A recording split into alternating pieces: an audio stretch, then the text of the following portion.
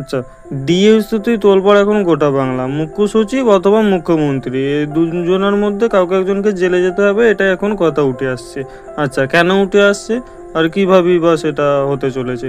আচ্ছা, হাতে আর কিছু ঘন্টা মাত্র বাকি, আগামীকাল ডিএ মানে 27শে জুন ডিএ সরকারি কর্মীদের বকেয়া যে ডিএ রয়েছে তার 25% মিটিয়ে দেওয়ার সিদ্ধান্ত নির্দেশ দিয়েছিলেন কিন্তু সুপ্রিম কোর্ট।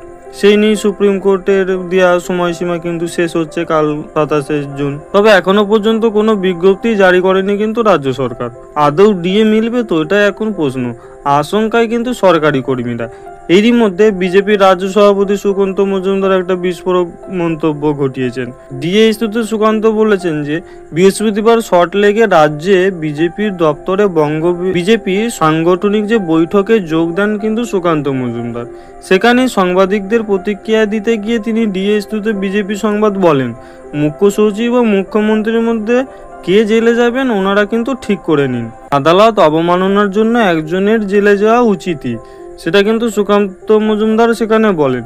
সুকান্তর কথা উনি বুঝে গিয়েছেন কে কয়েক হাজার শিক্ষককে মাইনে দেওয়া থেকে যদি কোনো ভাতা পাতা করে দেওয়া হয় ভোটের সুবিধা হবে। গত 16ই মে দেশের ডিএ সংক্রান্ত মামলায় সুপ্রিম কোর্ট নির্দেশ দেয় যে 2009 থেকে 2019 সাল পর্যন্ত বকেয়া ডিএর 25% রাজ্য সরকারকে মিটিয়ে দিতে হবে। পাশাপাশি 15 জুনের মধ্যে রাজ্য সরকারকে এই সংক্রান্ত কাজকর্মে রিপোর্ট জমা দিতে বলা হয়েছিল সুপ্রিম কোর্টে।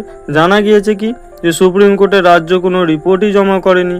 এই অবস্থায় মুখ্যমন্ত্রী মমতা বন্দ্যোপাধ্যায় সরকার মহার্ষ ভাতা ডিএ নিয়ে কি সিদ্ধান্ত নেয় সেই নিয়ে শঙ্কায় সরকারি কর্মচারী ও পেনশনভোগীরা। ডিএ মামলার শুনানিতে রাজ্য সরকার সুপ্রিম কোর্টে জানিয়েছিল রাজ্য সরকারি কর্মচারীদের মোট বকেয়া ডিএর পরিমাণ সব মিলিয়ে প্রায় 40,000 কোটি টাকা তো হবে।